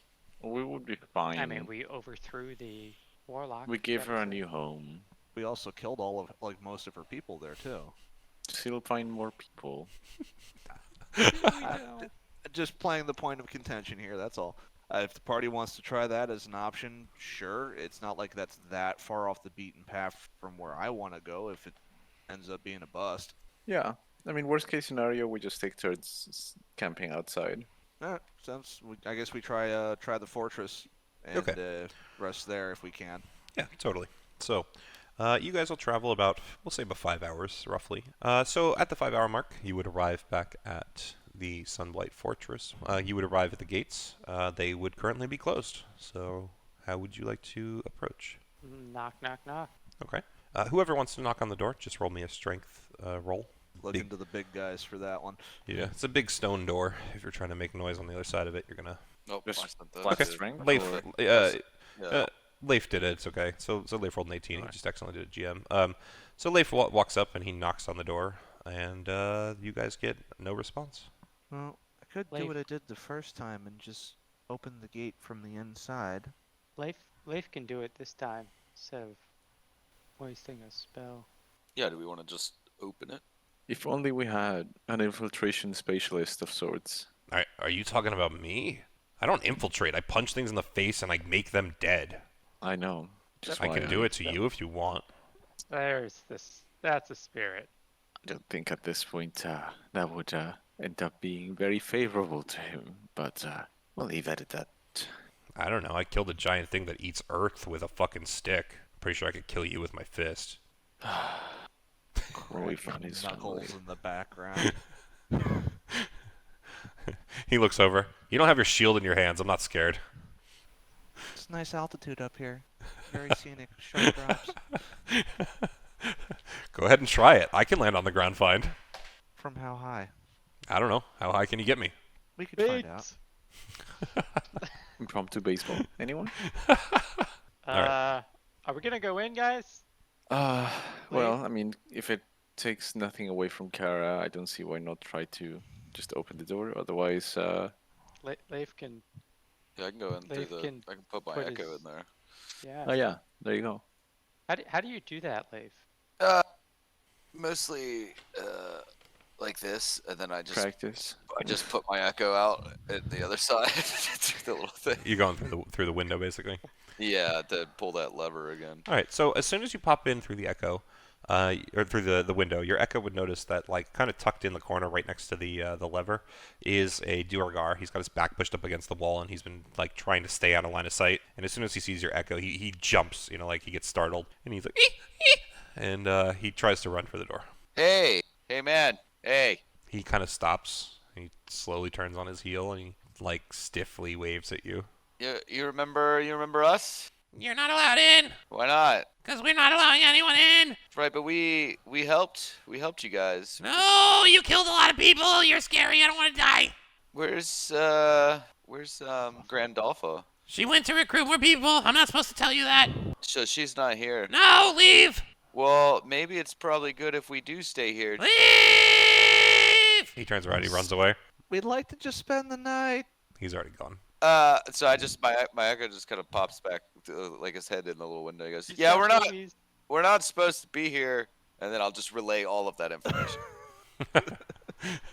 Well, I don't know if we should just force our way in to sleep. I think it might not be well seen for us to forcibly enter our allies' abode.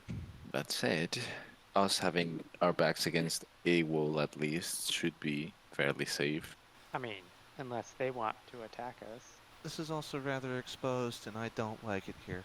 All right, well, what is your plan then? Do we force our way in, or do we continue onward somewhere else? Well, I recall that there's a grove of trees nearby that we could take shelter in, a couple miles away. All right, I'm not opposed. I just don't want to be near this fortress because there's a lot of bad memories here.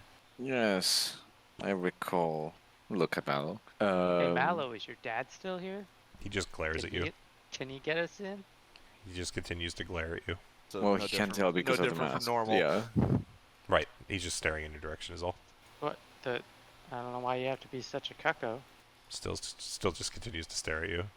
I guess we would sled dog to the next location. Okay. So Unless are anyone you else going... has anything else to say? No, we'll go. Just for clarification, are you going No. to the next grouping of trees that's up north, or did you just want to go to the ones that are south down here? This one. North one. Okay, perfect. Okay, so we'll say you travel another... It's, you're going to have to go through the mountain pass. It's going to be another, like, 5 miles to get to that point. We get there, and after parking up and getting Yeah, ready to prepare a so- campsite, I will feed the doggos. Perfect. So as you guys start to pull into the forest, though, you would actually hear something strange in the distance. It sounds almost like grunting and maybe something being dragged. You can't quite tell what it is, but the sounds definitely have you interested, and, the fact that you're trying to find a camp, you want to make sure things are safe. So, you keeping an eye out for it, and this thing is not trying to hide, so it becomes fairly evident what it is. And so you guys would find yourselves on the east side of this map here. So go ahead and place yourselves on the east side of the map, and I'm going to need 2 things from everybody. I'm gosh. going to need initiative rolls, and I'm going to need anyone who wants to see what this creature is or what it's doing further to do a perception roll. Okay, perfect. All right, boys and girl. Here's what you got. You guys come across this field where you see this this big creature. Actually, do me a quick thing. Also, all of you also roll me a history check quick. Hey. Oh, nice, perfect. So, you, Mace, actually... Alright, perfect. So, Leif, you have no idea what's in front of you. Kara, you actually don't have a clue what this creature itself is. However, what you do know from looking at it is you actually receive a small memory. It's not enough to really, white you out like some of your memories have and give you flashbacks. But you're remembering a creature known as a frost giant. And... you would know that in the world you're from, frost giants are considered creatures of mass evil. They are something that you and the Aesir often fight against. But in this instance, this creature reminds you a bit of an ice giant in the sense that it seems to be living and breathing frost to some degree. But you don't actually know what the inherent creature itself is. You can just tell that it is similarly made or attuned to ice and frost, similar to frost giants. Pluzak, you would know of trolls in general. You have seen a troll before, you've studied trolls before, and you would know that this is, to some degree or another, a troll of some sort, although you've never necessarily seen this variety. Mace, your father taught you well. He knew exactly what you were going to be up against here in the Icewind Dale, and this was one of those creatures that he was pretty certain you would see probably more than one of in your adventures. This is an ice troll. Ice trolls have all the meanness and hunger of common trolls, but their hearts radiate an extreme cold to the detriment of others and nearby creatures. So you'd be pretty wary of it in general, particularly of being kind of close to it. Okay. And it's in our way, essentially. So currently it is dragging a corpse towards what looks to be a cave over here. I would also tell you, Kara, you and Mace are the only people who recognize what is being dragged is in fact a corpse. And you would also recognize... It's Bud. who the corpse is. How did he get there? It's a very easy answer. I will tell you after the fight. All The right. second you said he's dragging his corpse, I'm like, I know who it is. Anyone wanted to know what happened to your ex-companion in the fortress? Well, you're about to fucking find out what happened to your ex-companion in the fortress. There we go. We should have asked Great. about him when we were at the fortress. Oh god. Alright, so at this point Okay. we are going to start the encounter with Kara. You are actually up first. Do we Ugh. recover the body, or do we let it feast in its peace? I mean, every creature has to eat. Yeah. I don't know who he has or what he has, so. I would have added that it was the dwarf we encountered previous. The one that wouldn't tell us if he was with Grandolpha or Dardork? Are you saying? Yeah, the one who was constantly fighting with Mallow, yes. Mallow in the background. Fuck him! Actually, none of you currently see Mallow. He's just kind of gone currently. Well, as far as looks go, he seems to be already gone. So Oh, actually, I did Kara, say recover the body. I should ask Kara. Do you have your thing on him right now? Because you might know where he is. I didn't have enough time to say I activated it, but The Sure. day hasn't. So, did you do it on your last long rest? Because if you did, then it wouldn't have expired yet. I did it when we left the city, yeah. Yeah. So then you would know. Okay. He's currently near you guys, but I mean, it's Mallow. He's gone. You can pretty much guess what he's planning. Currently near us, as in, like, he went that away, or he went He's that still way? nearby. He's still basically right next to you. He just hasn't Okay. he hasn't had his turn to move yet, but he's gearing up for it essentially. You can basically tell his ass is up, like he's in a sprinter's pose, like waiting for a fucking gunshot sort of thing. So I will once again post the question: fight, no fight? All of you just hear whispered, "I am going to let out my violence." great. On the dwarf. I don't care about the thing. Well, if he's engaging anyway. I should, however, warn you all. This creature is extremely strong, especially in this kind of environment. Their evil nature allows them to affect the immediate area around them, inflicting waves of cold at anyone who stays close enough. So bear that in You mind crit. if you You wish did to crit. go into melee range. And you would be able to tell them that's its range. Ah, You crit. So- you definitely deserve good info on a crit. Thank you. You would be able is to this remember. visible just for me, or? If, everyone's so it's what you would know, and if you express it to the party, then they would definitely know it Yeah, as I well. mean, I'll tell Yeah. them like approximately Right. like 10 feet. The reason that around I kind of wanted to put it up is because you were kind of telling them that essentially anyway. So yeah. by the looks of that dwarf is already dead. But if you want to recover the corpse, or at least just remove this threat from around, seeing as it might just wander into one of the 10 towns, just be mindful of that. Also, this is a troll, so one might guess that it has superior regenerative abilities. Each troll is different, so I couldn't really tell you exactly what might stop its regeneration. But if I had to take a guess, it might likely be fire. I can stop it from regenerating. So it Well- sounds like we're in agreement. We're going to attack. I guess so. Okay. Kara will take flight and start raining arrows. Okay. As it does not know I'm here, do I get advantage? I will give you a free stealth roll. If you roll higher than the perception roll I'm about to do for it, then yes. Okay. Yes. Yay! And fire 1. That will most certainly hit. It's gonna take 10 damage. Okay. Okay. And fire 2. That one's gonna take 12 damage. 12 damage. Gotcha. Beautiful. So yeah, you launch 2 arrows. They land in its back, and both seem to penetrate nice and deep into its icy flesh. So I'm up 30, by the way. 30 straight up. Gotcha. That was, what, 22? That was what total Total damage? 22. Yes. Now it is Mallow's turn. I'm gonna do this, and since Kara technically knows, I'll make Mallow visible again. He's going to. It's Mallow. He bonus action step with the winded, and he's gonna run right up to Bud, and he's just gonna kick Bud in the head, whether Bud is dead or not. Well, We now determine whether or not Bud is alive or dead. Or just died because of that. One or the other. Let's see. So he gets hit for 10 bludgeoning. Okay. So you would all watch as Bud's head kind of snaps to the side. And Kara, you have good enough perception. You would hear a groan escape his lips. None of you would really know anything about his status besides that, but he definitely groaned in that instance. Oh shit, he's alive. And then he did a bonus action dash, so he's gonna. If he did 35, 40, he could go over here. So he's gonna go back over to the tree. He can't hide yet, per se, but he's at least waiting in cover.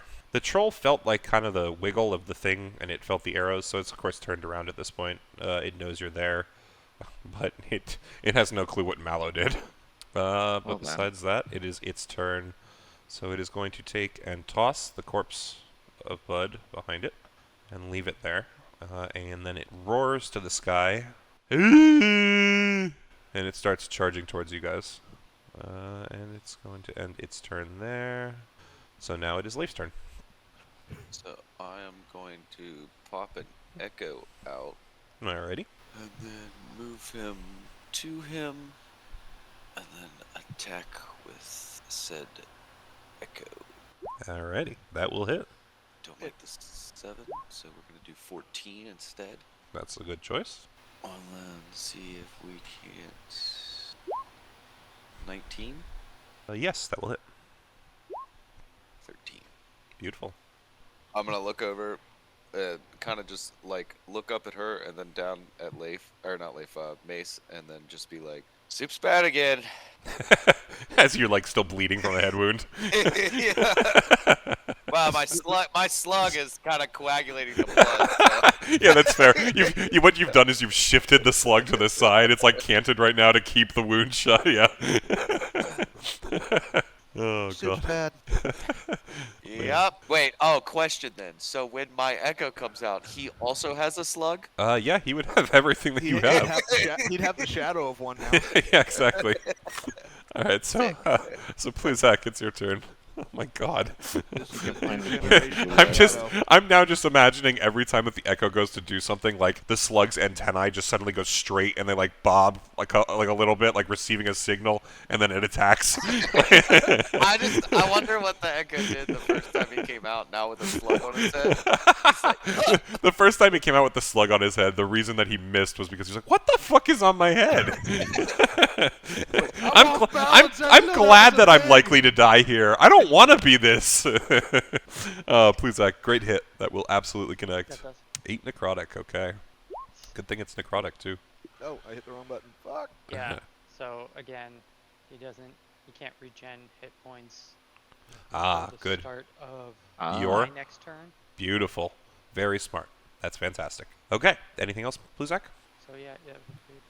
Perfection. Mace, it is your turn. All right. Yeah, I mean, I'll move it into its area. Absolutely. I'll try to. Well, first I'm gonna bonus action Searing's Might. Well, it's not a hit. I need to hit first. So Right, you're preparing it. I see what you're doing. I got you. yeah, So go ahead and Um, swing.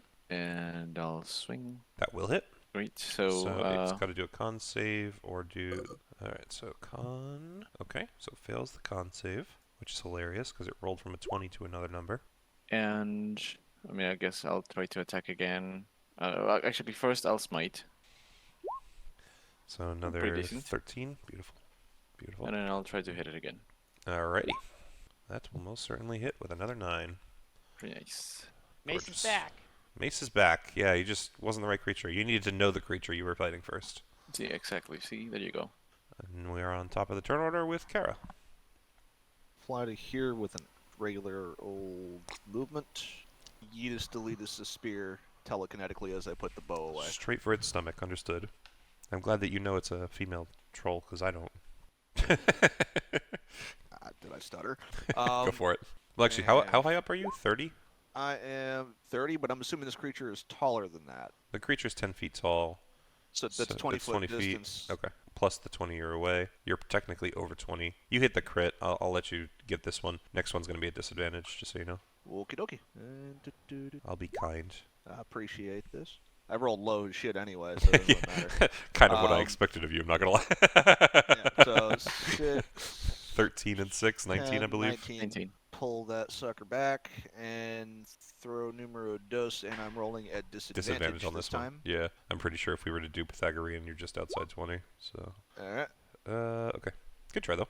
And I will let you. You And can I will retrieve it. Yeah. whoop that back. I'm gonna cast second level spell, and I'm gonna drop a healing spirit on Bud's face. Okay. How much HP? Yeah. So He gets just 4 the back. D6. Okay. Alright, Still so you would catching definitely hear him gasp as he returns to life of some sort. He is still unconscious as far as you can tell at a glance, and that's with your passive, so you know it's pretty reliable He ain't dead. so far. So Mallow starts his turn within the circle, so he's going to take some damage. Alright, Mallow only takes 7. So he sees Bud sputter to life, and he immediately goes, "What the fuck? Why are you stopping what I did?" So yeah, he does Step of the Wind as a disengage, and he runs over to Bud, and he's going to try and undo what you just did. So Bud is still prone, so he's just going to roll with advantage on Bud's unconscious form, Mallow, kicking at just his because head. you don't like somebody, Mallow, doesn't mean you get to fucking kill them every time. Yeah, just because you don't like somebody doesn't mean you get to kill him. Fuck you! I want him dead. If it's such a want you dead, problem, but we then don't come always over get and what we stop want. me. And I want What's you dead, what's but the we don't problem? always Why get what can't we I kill want. him? What value does he add? No one will That's not know. It's just out in the wilderness. He'll just be troll food. Well, maybe not anymore, but you get my point. Just because you don't like someone doesn't mean you off them immediately. Otherwise, you'd be dead. I mean, honestly, I'm confused how you think this is off-brand for me.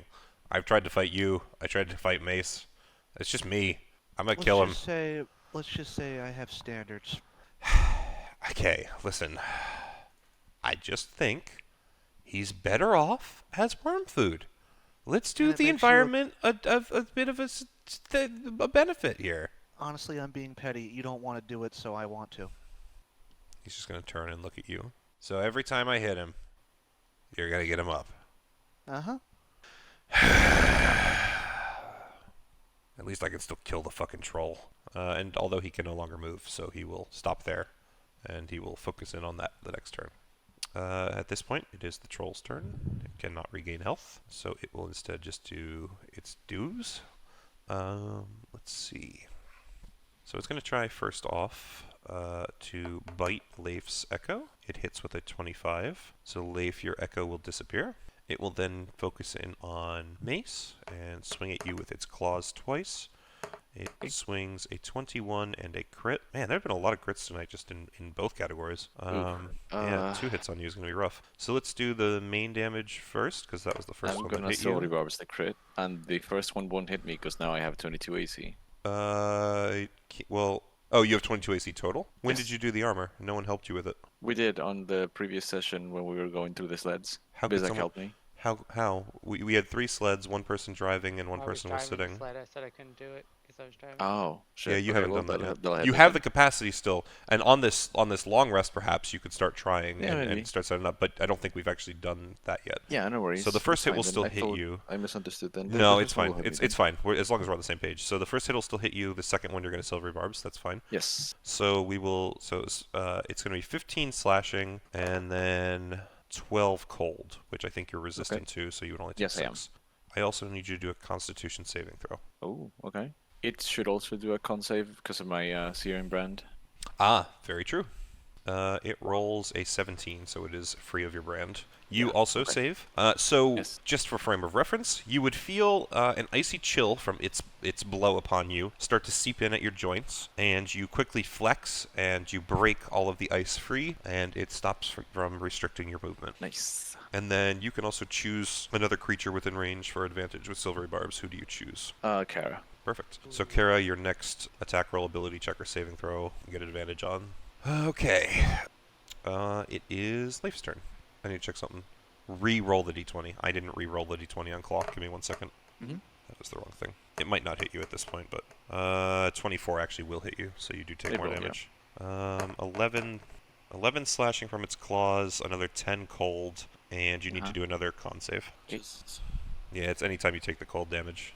That will fail. So this time the frost does set in. You have disadvantage on attack rolls until the end of your Okay. next turn. That's fine. Yeah, okay, so there's that. Sorry. At this point, Leif, sorry. Sorry for the delay. You're fine. I'm just going to put my guy.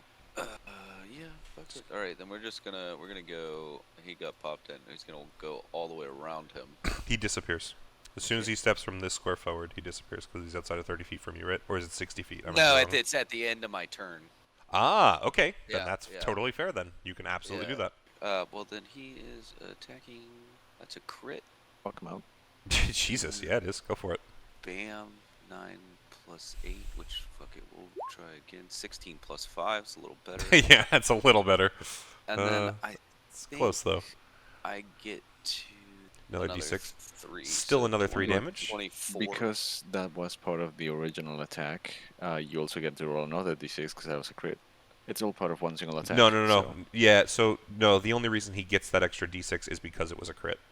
But yes, I see what you're Sure. like. I get what you're saying, but that's literally how the savage attack thing. That it's a class thing. When he scores a critical hit, roll one of the weapons okay, I damage dice see. an additional Not part time of and the add the original extra attack, so damage. it doesn't get Yeah, affected by the it's a crit. it's a fucking it's a weird little skill. It's good little extra Yeah. damage, but it's very niche. Yeah. So that's another that. Okay. So And then we will unleash incarnation. we're And I gonna will... unleash incarnation. Oh wait, I don't even need to do that yet. Actually, that was my first attack. I thought that was my second one. So we're just gonna attack him again at Yeah, 21. that will definitely work. 12 more, absolutely. And then I Looking assume he's very still low. alive. Okay, yeah, and then I'm going to unleash incarnation again. And then, Alrighty, or not cool. again, but now and then. Yep. 17 will still hit. Yes. for 16. Good lead. Okay. That's Yep, great it rolls. is exceptionally bloodied. Haggard breath seems like it's gonna fall over any moment now. Finish But it off, with, Kara. with that, it's actually Pluzak who's up next. And then Finish Nice. it off. turns Give it the into- touch of death. Give it the bad touch. like your Pluzak, uncle Pluzak did. goes up the hill. Yoink. That will hit.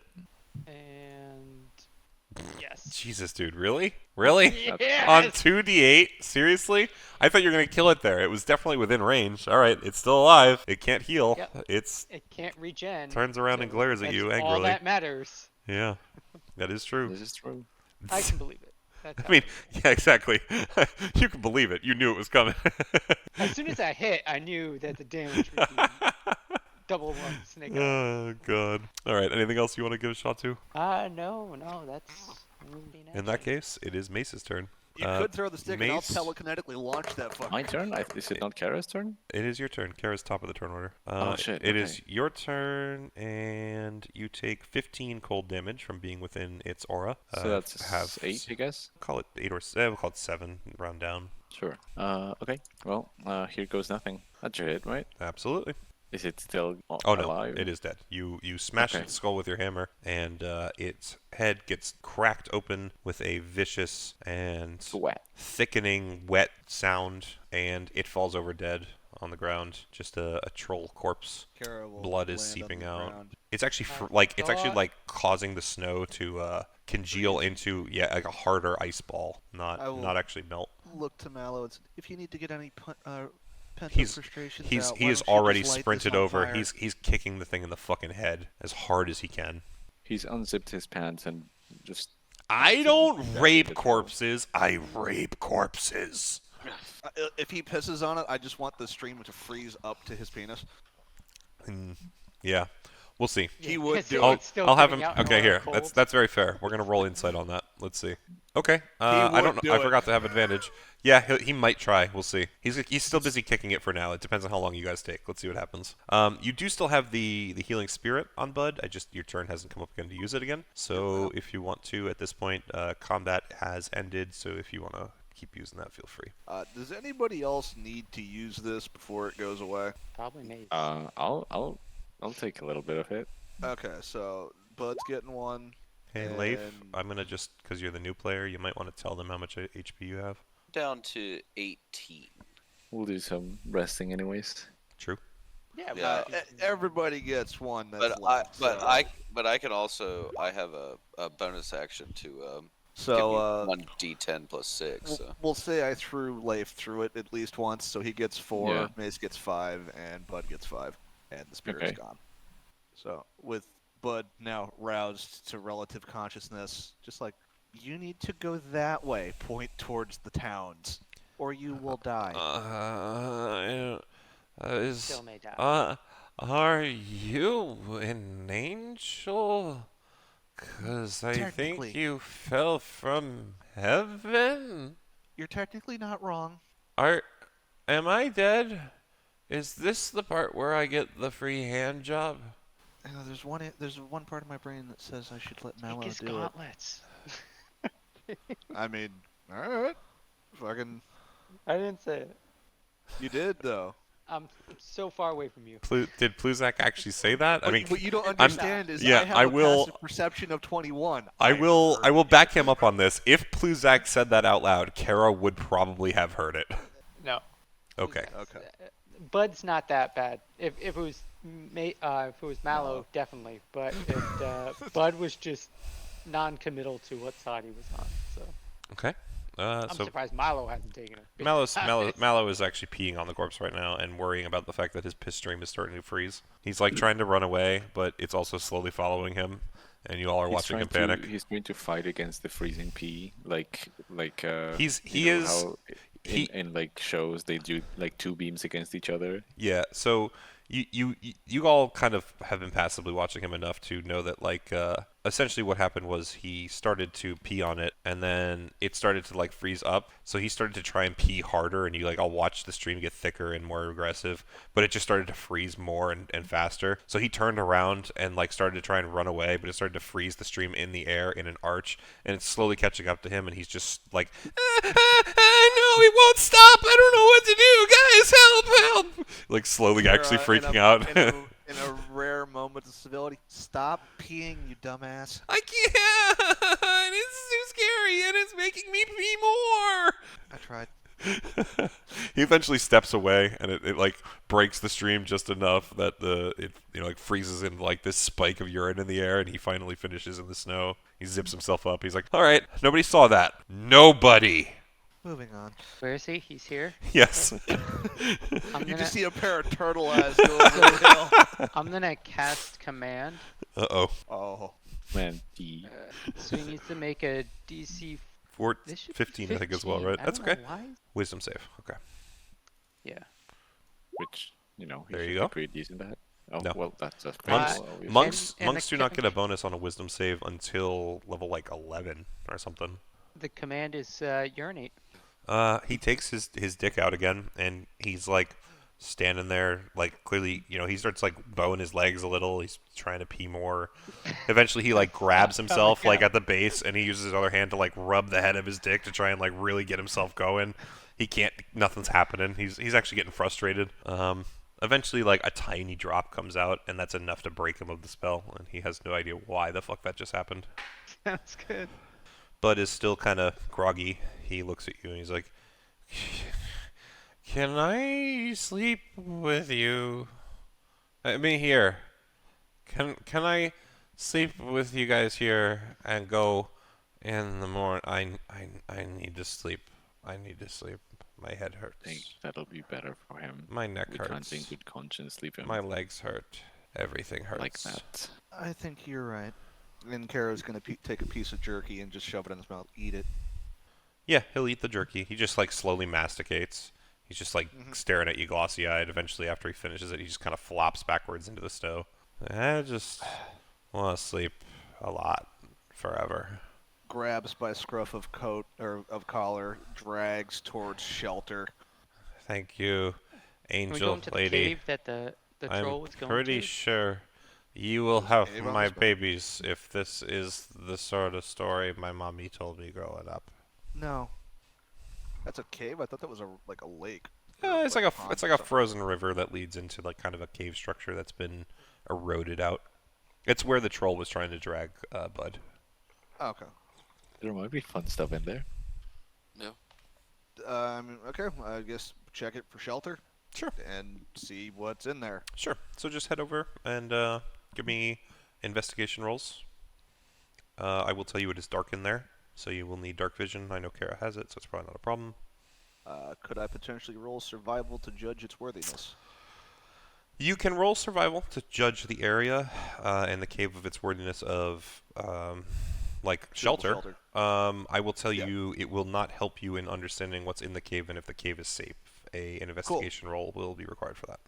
So, that Yeah, first. you absolutely believe that in terms of how this cave is made, if there was a blizzard, if there was rain, you actually notice once you go in the cave, it's kind of larger on the inside. It almost seems as if a long time ago, maybe not recently due to the snow and ice, but at some point, this area was probably some sort of a lake or a swamp or something.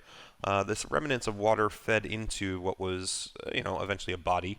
and this cave had enough heat in there, just by, you're not sure, but you think by nature of how the sun would reflect off the water and just kind of create like a little bit of a microwave effect in there, sort of thing.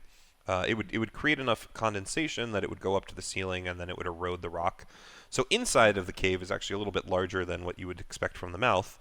So yeah, you believe inside would be a great shelter, and the mouth being small would keep any snow out from blizzards and anything like that. So yeah, you think it'd be great. And apparently Kara is the one character I have that can actually roll an investigation roll.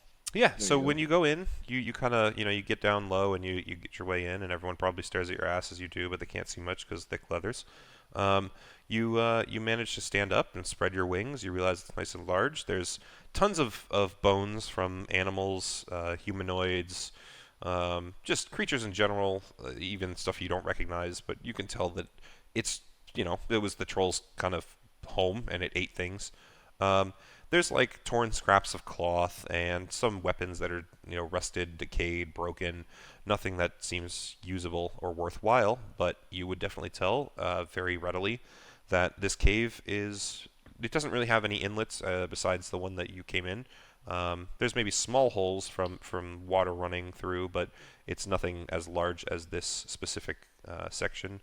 And you will not have to worry about anything coming in through the mountainside. So you just would have to worry about the opening that you came in through. It's basically a perfect little almost cave igloo. Kara will just look back. This is the perfect shelter. Let's get the dogs. All right. Alrighty. And once that situation, she'd build a fire on the inside and Sure. start Okay, making, so you would camp. put the fire near the entrance so that you'd actually almost be putting it in the entrance just to make sure that the smoke is escaping and not flooding the area. The dogs, you basically unleash them from the sleds, and you'd leave all the sleds, at the mouth area, kind of where like Mace and Bizak and you are standing right now, and just stack them off to the side, and you let all the dogs, underneath in the cave, and between the fire and the dogs, it actually starts heating the area quite quickly. You find that the water below you kind of grows a little damp with all the heat, so you find just sections near the wall that are a little more stone, but it's nothing that becomes uncomfortable or is impossible to camp within. It's just, it becomes actually kind of a well-heated, livable space. You guys are actually kind of like taking your cold weather cloaks off and just being able to exist there, feeling like you're going to be pretty comfortable until you decide to leave. I feed the dogs. Absolutely. The dogs, I believe I told you how many rations the dogs are going to... It's like one each a day still, but it's... I don't remember how many dogs. One it's like 6 dogs. ration for Two or 3 dogs. Actually, and actually, was it 2 or 3? It might have been 3, and it's 6 dogs per sled, I think. So it would have been 2 rations per sled. team. So 6 total per day. Yep. Yeah, I think that actually is coming back. 1, That's 2, correct. 3, 4, 5, 6, and then one for Kara. Yep, So- perfect. So you absolutely feed the dogs. They're all exceedingly happy to be eating their jerky and treated well and in shelter. They all kind of cuddle up around you, just inordinately kind of caring for you more so than anybody else. Not only because you're caring for them, but they just seem relatively drawn to you in general. Everything Besides is. that. Well, yeah, this is kind of like those what was it, goats that you guys, or sheep that you guys came across in the Verbeeg layer Yeah. as well, though. It's just, you have a strange affinity for animals in general, that they just really like you. Because I know I'm going to end up getting the spell slot back, I will cast Speak with Animals, and I will have conversations with the dogs in the meantime. Hi. How's it going? Thank you for the food. We really love you. Will you brush us? It's cold out there, and sometimes it's not good for our fur. Although, don't brush Steve. Steve doesn't like it. He'll bite the brush. And you just see this one dog in the corner. He's like huddled up, like, I don't want brushing. Fuck you. You know you need it. I need it, but I don't like it. It tickles and it sucks. Don't worry gentle. about Steve. It's okay. Steve's an asshole. Well, not really. He's kind of nice because he saves us from bad animals, but he's also a dick, so it's okay. Steve, I'll save you for last, so I will be gentle and take my time. Oh, don't be like that. You need it. He's like baring his teeth. He's just like huddling in the corner. Not necessarily refusing, mind you. He's actually kind of just like the other dogs, like if she says so, but he's also going to do Steve things, so. So I'll get the steep when I get there. So I will be taking my time tending to the animals. Yeah, every other one loves it. A couple of them, are like, legs up, bellies out. For the most part, really enjoyed it. So that's what I'm doing. Yep, perfect. Okay, so for the most part, I'm going to let you guys know this is where we will end for tonight. We will, start fresh from the morning after the long rest. If we want to do any sort of RP, let's get into it. I'm more than happy for it. If anyone needs to go or just wants to get going because it's end of the night, totally fine too. Otherwise, you can give yourselves long rests, and we will start off towards the chasm of Knolls, the cackling chasm, in the morning. Over the long rest, could I have someone help me put on my armor? You could. Anyone be willing to help me with that? We volunteered, I Bud, want to help him. or we volunteered Leif. Yeah, Leif and Lafette So- if he needs 2 people. Actually, that's a very good point. So here's what I was going to tell you. If you're doing it over a long rest and you want to do it in a way that does not interrupt others from actually getting their long rest, I was going to tell you it would probably take a couple. However, if Leif is being smart about it, like he just said, and wants to summon an echo to basically speed it up twice as fast, I think that would be pretty fair to say during a long rest it would make sense that he can just kind of sit there and hold, bracers to your legs, then move up to your thighs, then, while you're doing your arms, and then he holds the chest piece on, the back while you hold it on the front, and you're pretty much good to go. Because I think it's like 2 hours to bond to a piece of 1 equipment or hour, I something? believe. Okay, Let me perfect. double-check. Even better. You can attune in a short rest. So. Well, it's not an attunement though. This is specifically how constructs like him, like a Warforged, put on their armor. It's a bit strange. I think you might be right, Claw. Yeah, it's just here we go. Perfect. Yeah, it's 1 hour. Perfect. Okay, so each piece or each section, we'll say, takes an hour, and it's going to take, you have about 4 sections of your body. Your 2 legs, your 2 arms, and your chest, we'll say. And basically, Leif is going to have that sort of thing because he holds to your legs while you hold to your arms. He holds half to your back while you hold half to your chest. So yeah, it's going to take you, we'll call it 3 hours, 4 hours, somewhere around there. You guys both are still able to do your long rest, no problem. It doesn't take too much effort to do. That was a very good call on the echo, though, Leif. I probably wouldn't have given that to you guys without that, because that makes it much different when you have literally 3 sets of hands for the cost of 2. So, yeah, you will be good to go on that from the next session forward. Did you say EXP for troll or no? I did not, and you do get it. It is 780 experience for the troll. You guys got a good chunk tonight. Yeah, we did. You will also probably get a good chunk going forward. This whole next 2 quests should put you guys either really close to level 7 or over. I'm not quite sure where it'll end up, but Finally get my aura of protection. I want to get level 8 so I can start using actually, my so fighter does anyone? subclass. Sorry, does anyone remember what was it that I told you for the first fight? 1680. 1680. Thank you, because I did not give it to Mallow, and he is here as a character. So 1680. Thank you. And Alright then, well, if we're ending there, I'm gonna bounce. Absolutely, Cole. Thank you very much But for thank you hanging. for the session, it was quite fun. Absolutely. Despite my rolls. Yeah. Well, the good news is, at a minimum, the party, we have a big enough I party feel here. Yeah, we have a big enough party here that if anyone is rolling bad, even if 2 people are Yeah, we rolling can pull bad, in. yeah, you almost always have like 2 or 3 others that are going to cover. So Yeah. definitely worked out And very then well. There's Cameron. I'm also glad that you actually got some good history and like information mean, rolls, finding because them it was useful it was online is great. actually like, and it was perfect too, because it's a creature of the Icewind Dale, so it's something that should have studied. It made perfect sense. I'm like, thank God. It just kind of came together absolutely perfect on pretty that. fun. So yes, I agree. Thank you for being here, and enjoy your night, man. Yeah, totally. You guys have fun. Absolutely. Later. Later.